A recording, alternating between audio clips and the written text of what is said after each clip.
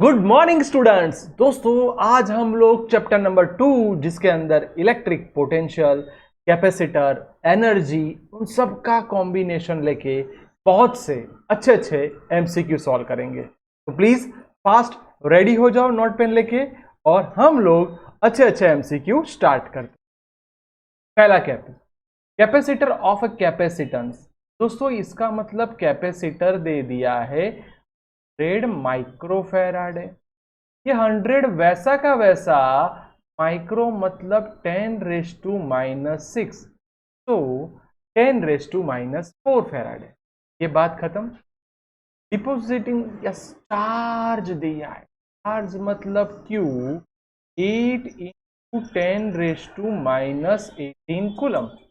अब हमें बोला है उसकी एनर्जी या फिर वर्क डन।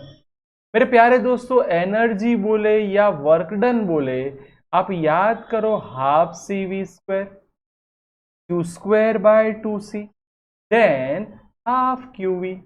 अब ये हमारे तीन एनर्जी के फॉर्मूला थे।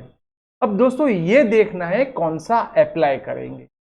दोस्तों आप देख सकते हो कि आपको चार्ज दिया है एंड कैपेसिटर, यानी ये वाला डन। चलो फास्ट रेडी हो जाओ, फॉर्मूला रेडी है Q²/2C।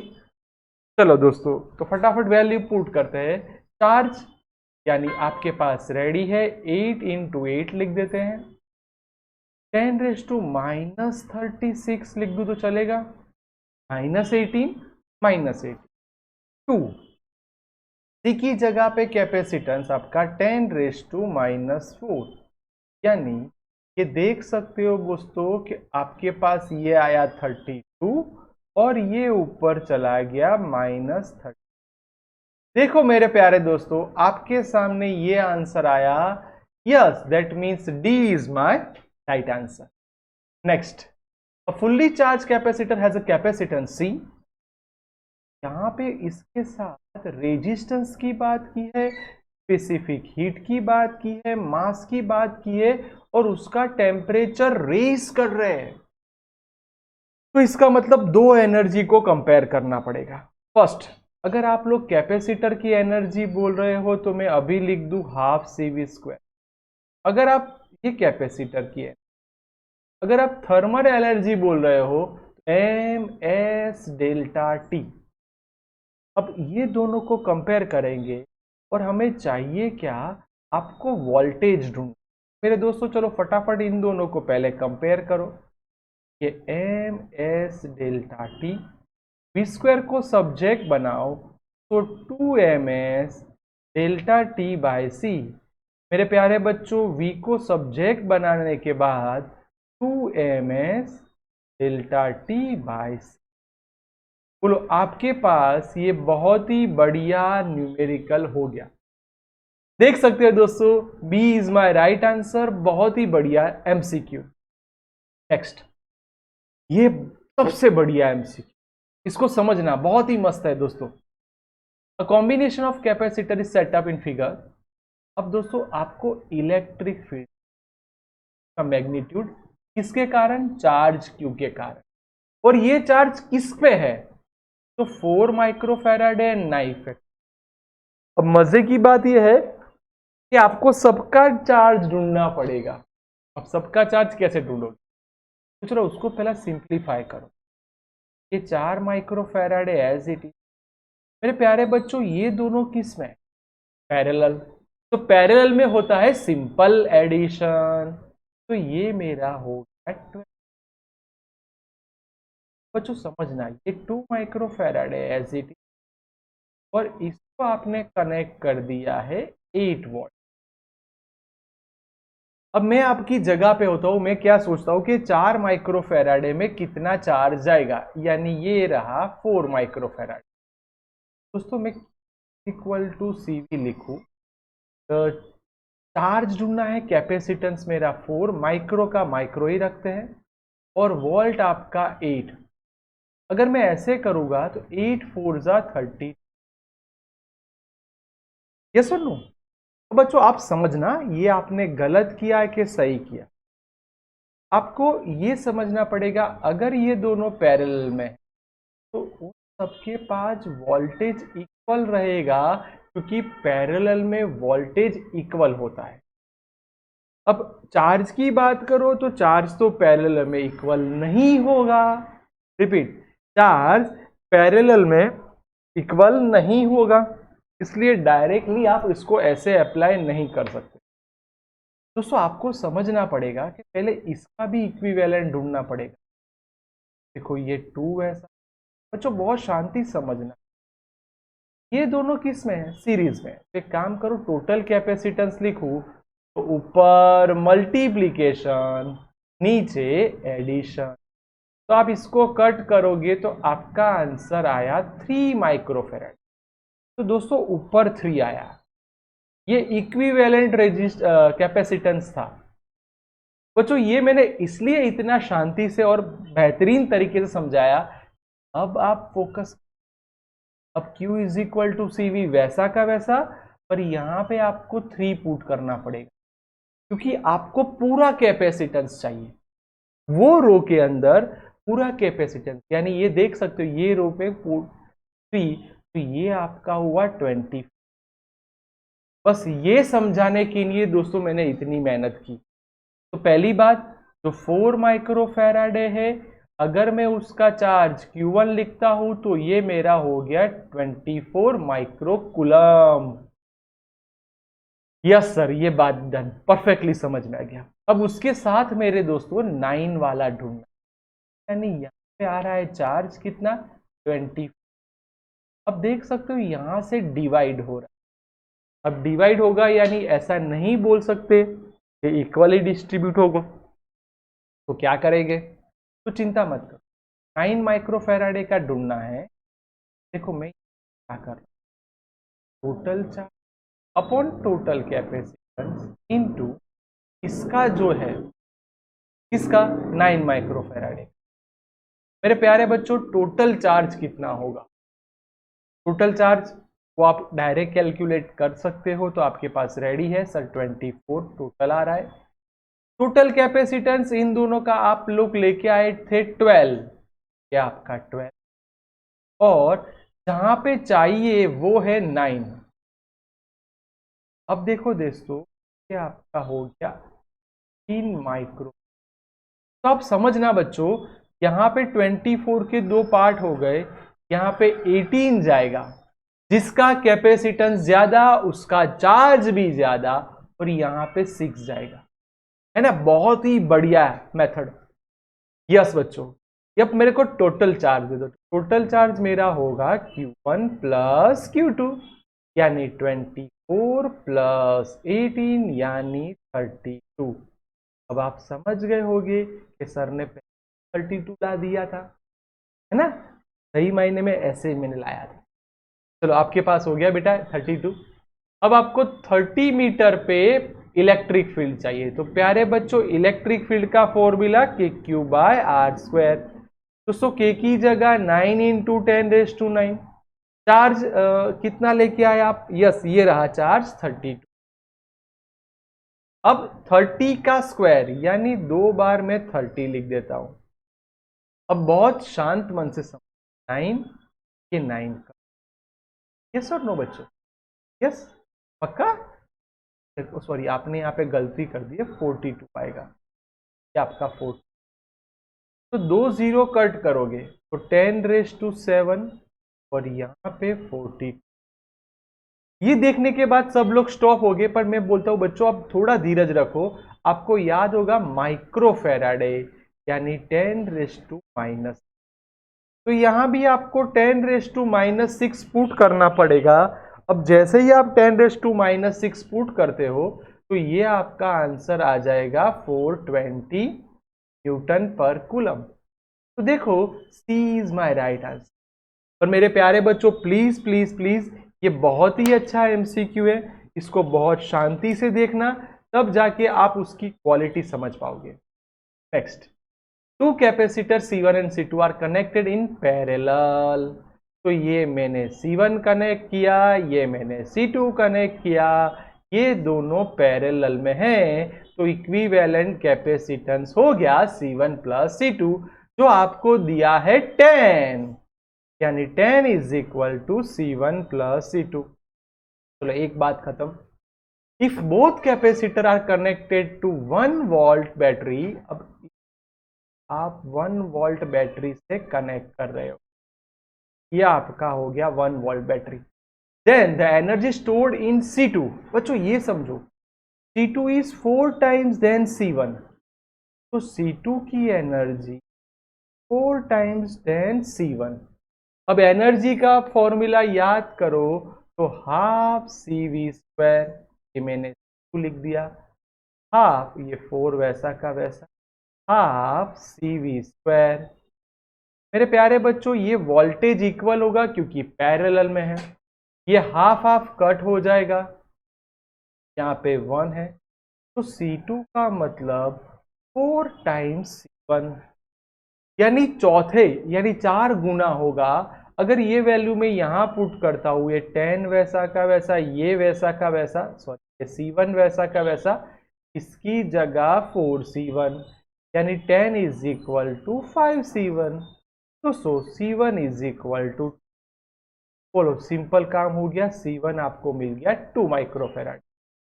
दोस्तों C1 को जैसे ही आप पुट करोगे तो 4 इंटू 2, यानी ये हो गया मेरा 8 माइक्रोफेराड। बात खत्म। अब क्या बोला है, the equivalent resistance if they are connected in series. बच्चों अब इन दोनों को आप सीरीज में कनेक्ट कर, किसको, ये 8 एंड 2 को। दोस्तों इन दोनों को जैसे ही आप सीरीज में कनेक्ट करेगो, तो ऊपर मल्टीप्लीकेशन, नीचे addition, 8 into 2 divide by 10, 1.6 microfarad, 1.6, yes, so B is my right answer. देखो दोस्तों बहुत शांति से सारे एमसीक्यू को समझना।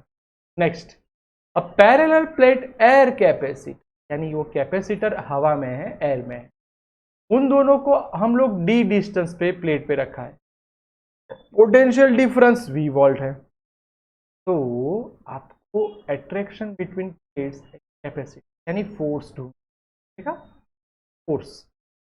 दोस्तों वर्क और एनर्जी इक्वल होगी, आप इसका फॉर्मूला हाफ CV² लिख सकते हो, और वर्क मतलब फोर्स इनटू डिस्प्लेसमेंट। दोस्तों ये बहुत ही अच्छी शॉर्ट ट्रिक है, हो सकता है कि इतनी छोटी मेथड में आपको कहीं पे नहीं दिया होगा।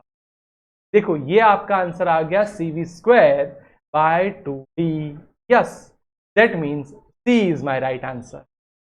Next, a parallel plate air capacitor of capacitance C is connected to a cell EMF V and then disconnect it। अगर हम इसके अंदर डाइलेक्ट्रिक कांस्टेंट K रखते हैं, तो आप सब जानते हो वोल्टेज डिवाइड होगा, इलेक्ट्रिक फील्ड डिवाइड होगा, फोर्स डिवाइड होगा, जबकि कैपेसिटेंस बढ़ेगा। माइकल फैराडे ने बोला था कैपेसिटेंस बढ़ेगा, पर मेरे प्यारे बच्चों चार्ज में कोई फर्क नहीं आएगा, ये बेसिक कंसेप्ट है। अब देखो which is following is not correct. पहला, potential between two plates decrease with K, हाँ ये सही है। Energy stored in capacitor decrease with K, हाँ एनर्जी की भी बात बोले तो यही होने वाला है, यानी ये भी सही है। Charge of energy stored, yes ये भी सही है। दोस्तों ये देखो, the charge on capacitor is not conserve, तो ये मेरा आंसर, क्योंकि आपको इनकरेक्ट स्टेटमेंट बोला है। आपको अभी पता चला कि चार्ज तो कांस्टेंट होगा, यानी मेरा आंसर क्या आया, सी। बढ़िया एमसीक्यू था दोस्तों। नेक्स्ट, ये पैरेलल प्लेट कैपेसिटर, तो दोस्तों ये डायग्राम को पहले समझो। मैं जैसे जब भी ऐसा डायग्राम दिया होगा उसको मैं उल्टा ड्रॉ कर दूंगा। मैंने सिखाया था अपने, जैसे जैसे एमसीक्यूज देखे होंगे, मैंने सिखाया था जब ऐसे कोई भी हो तो उसे उल्टा समझ लो। ये मेरा K1, ये थ्री, तो टोटल एरिया ए होगा, तो ये एरिया 3 पार्ट में, जबकि ये मेरा दोनों का डिस्टेंस बाय 2 है, यानी ये बात पक्की हो। अब सिंगल डाइलेक्ट्रिक मटेरियल, अब इसके बारे में अब हम क्या, दोस्तों ये चीज को समझो। एक चीज, ये फर्स्ट प्लेट, ये सेकेंड प्लेट, अब दोनों को शांति समझना। चलो basically C is equal to A epsilon naught naught by D into, अगर डाइलेक्ट्रिक कांस्टेंट दिया है तो अब मैं सभी के बारे में सोचूं, जैसे कि मैं C1 के बारे में सोचूं तो मेरे को क्या लिखना पड़ेगा, बाय 3 एप्सिलॉन नॉट के। अब मेरा डिस्टेंस होगा d/2। अब दोस्तों डिस्टेंस d/2 है तो उसको ऊपर ले जाओ तो 2/3 A epsilon naught D to k1। दोस्तों जैसे ही आपने k1 का ढूंढ लिया, बोलो उतना ही k2 का आएगा, सिर्फ चेंज कहां करना है देखना। C2 is equal to 2/3 A epsilon naught D k2। मेरे प्यारे बच्चों एज इट इज C3 भी होगा 2/3 A epsilon naught D to k3। अब जबकि C4 को देखोगे तो C4 में एरिया तो पूरा ही है, देखो एरिया पूरी प्लेट आ गई। हाँ, पर यहां पे D की जब बात करूंगा तो वो d/2 एप्सिलॉन नॉट k4। इसको अच्छे से लिखोगे तो 2 A epsilon naught by D to k। अब बच्चों थोड़ा समझना पड़ेगा कि ये तीनों किस में है। तो देखो ये तीनों है पैरेलल में, यानी C1 C3 are in parallel. तो पैरेलल का मतलब सिंपल एडिशन, तो 2 epsilon naught by D 3 common क्या आएगा, 1 प्लस Q प्लस k3, ये मैं C डैश बोलता हूं। अब मेरा जो ये इक्विवेलेंट आया उसको समझो, तो C dash and C4 are in series. Dash का मतलब या फिर 1/C का मतलब 1/C डैश प्लस 1/C4। यहाँ पे 1/C को आप जानते हो ए एप्सिलॉन नॉट के बाय डी, ये मेरा रिजल्टेंट है। C1 दोस्तों C डैश ये रहा, पर आपको उल्टा लिखना होगा, यानी ये 3D आप ऊपर लिखोगे 2 A epsilon not k1 plus k2 plus k3 plus C2 की बात करते हैं, यानी C4 की बात करते हैं, तो ये रहा आपका C4। उल्टा लिखना है दोस्तों तो D ऊपर आएगा 2 एप्सिलॉन नॉट k4। मेरे प्यारे बच्चों अब समझने वाली बात आई, epsilon naught D D epsilon naught D cut. अब इन दोनों में से 2 को सामने ले जाओ तो 2/k is equal to 3 k1 2 plus k3 plus 1/k। ये मेरा राइट आंसर होना चाहिए, तो देख सकते हो ए इज माई राइट आंसर। बच्चों ये मैंने पूरा MCQ आपको विथ मेथड ये सिखाया। अगर मेरा कोई दोस्त ऐसा है कि नहीं सर मैं तो फास्ट आंसर ला सकता हूं, तो आप बच्चों इसको ध्यान से देखो। अगर मैं आपकी जगह पे हूं तो मैं शॉर्ट ट्रिक कैसी बनाऊंगा, पहली चीज के 2 पार्ट में डिवाइड हो रहा है देख सकते हो, इसलिए 2/, आएगा, यानी देखो ये कट हो गया। दूसरी बात यहां पे 3 पार्ट है तो 3/k1 k2 k3 होगा, चलो ये भी डन, ये भी कट हो गया।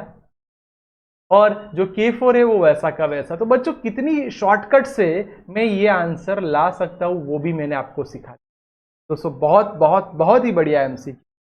नेक्स्ट, सॉरी दोस्तों, हाँ, electric field on the surface of the 2 sphere, एक ये पहला स्फीयर है दूसरा स्फीयर है, इन दोनों का इलेक्ट्रिक फील्ड इक्वल है, यानी यहाँ पे E1 is equal to E2 is equal to.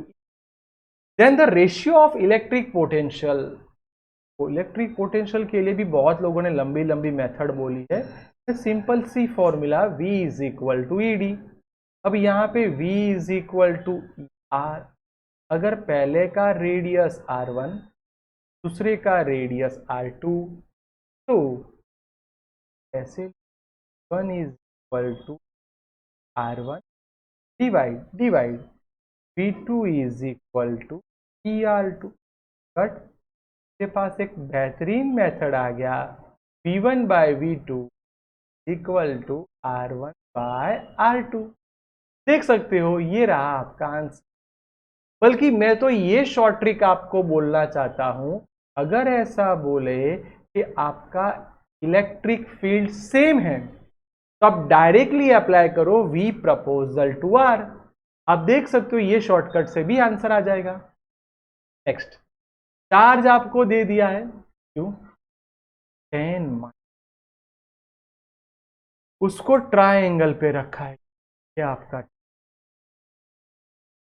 यानी यहाँ पे रखा, यहाँ पे रखा है, सबका चार्ज इक्वल है। यानी मैं ऐसा बोलूं Q1 is equal to Q2 is equal to Q3। हमें इलेक्ट्रिक पोटेंशियल एनर्जी, बहुत बढ़िया, लो इलेक्ट्रिक पोटेंशियल एनर्जी का फॉर्मूला याद करो, Q is equal to K Q1 Q2 upon R।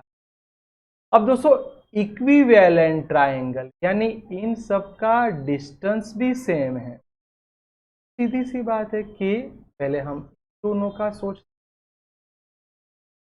1 by R, फिर इन दोनों का सोचते हैं कि 1 बाय R, फिर इन दोनों का सोचते हैं कि 1 Q बाय R। पर दोस्तों इतनी मेहनत क्यों कर रहे हो? आपको पता है कि चार्ज भी इक्वल है और इक्वी ट्रायंगल है, तो एक काम करना 3 टाइम्स के Q स्क्वायर बाय R, तो ये सिंपल हो गया। 3 के का मतलब 9 इंटू 10⁻⁹, चार्ज 10 माइक्रोकूलम, 10 दो बार लिख दिया, माइक्रो यानी 10⁻⁻6, अगेन दो बार लिखना पड़ेगा तो 10⁻⁻6 बोल हो गया, अपॉन 10 सेंटीमीटर स्क्वायर। दोस्तों 10 सेंटीमीटर स्क्वायर यानी 10⁻⁻1, डन। डायरेक्ट मैंने लिखा, जादू कैसे लिखा, 10 डिवाइड बाय 100, 10⁻⁻। अब शांति से बच्चों, ये आपका क्या हो गया सर, ये हो गया 27। अब शांति से देखो, ये -1 ऊपर जाएगा तो +1, यस और नो, तो 9 + 3 12, और ये -12, सर सारी चीज कट हो गई, यानी मेरा फाइनल आंसर आ गया 27 जूल। दोस्तों आप सबने देखा कितने अच्छे और सिंपल एमसीक्यू हम लोग सीख पा रहे हैं। बिल्कुल वही तरीके से एक अलग है, a charge of hollow sphere is 10 cent. दोस्तों एक होलो स्फीयर, ये 10 cent, a point away from 5 centimetre from the surface, यानी यहां से 5 cent, and what will be the potential of point, यानी यहां से 15 सेंटीमीटर। बच्चों आपको समझना पड़ेगा V is equal to K by R, यानी शॉर्ट ट्रिक हो गई V proportional to 1 by R, ये स्फीयर का फॉर्मूला। पर आपको पता होगा जब भी वर्ड आता है होलो स्फीयर, इसका मतलब 5 6 7 8 9 और 10 सब जगह पे पोटेंशियल इक्वल होगा, यानी 5 बोलेगा तो भी आपको 10 ही लेना है, क्योंकि इसके अंदर पोटेंशियल कांस्टेंट हो जाएगा। ए क्यू, दोस्तों ये मेरा 10 सेंट, अभी मैं सेंटीमीटर में रख रहा हूं पहला वाला। दूसरा, जब 15 का बोला है तो के क्यू बाय 15, क्योंकि दोनों सेंटीमीटर में वो कट हो जाए। हमें क्या करना है, हमें ऐसा बोला है कि इन दोनों का रेशियो ले लो। चलो फटाफट दोनों का रेशियो लेते हैं। V1 की जगह पे आपको आंसर बोला है V, के V। दोस्तों यहाँ पे 10 नीचे आएगा, के बाय 10, यहाँ पे के क्यू बाय 15, बट 5 3 जा 5 2 जा। दोस्तों V2 को सब्जेक्ट बनाओ, ये मेरा आंसर आया 2B। देख सकते हो दोस्तों, B is my right answer. ये मेरा बहुत ही सिंपल आ गया, पर आपको कंसेप्ट समझ में आया कि inside the surface potential constant होता है। नेक्स्ट दोस्तों, electric potential at the same point of the electric field mean positive of electropotential energy. याद करो कैसे, तो ये फॉर्मूला था, देखो positive and electric potential, D is my right answer. ठीक दोस्तों, नेक्स्ट अब बोला है electrostatic potential can be defined electric field because electric field are conservative, यानी वो नॉन कंजर्वेटिव नहीं है। याद होगा, आपने थियरम भी समझा हुआ है।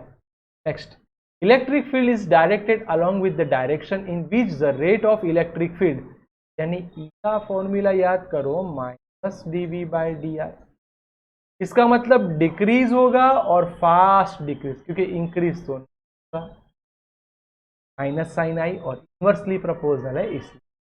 नेक्स्ट, इलेक्ट्रिक फोर्स दोस्तों, electric force of a electron in electric, दोस्तों इलेक्ट्रॉन इलेक्ट्रिक फील्ड की डायरेक्शन में जाएगा, पर अपोजिट टू द इलेक्ट्रिक।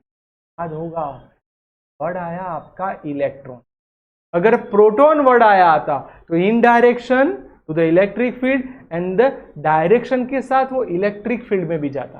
दोस्तों आप ऐसे ही तरह हमारे साथ जुड़े रहिए, मैं बहुत से एमसीक्यूज आपके लिए लेता हूँगा। सेकेंड सेशन में थोड़े टफ एमसीक्यू होंगे जिसमें आपको ज़्यादा लॉजिक समझना पड़ेगा। ओके दोस्तों, तो ध्यान से देख लो, पक्का कर लो हमारे बहुत ही अच्छे एमसीक्यूज दोस्तों।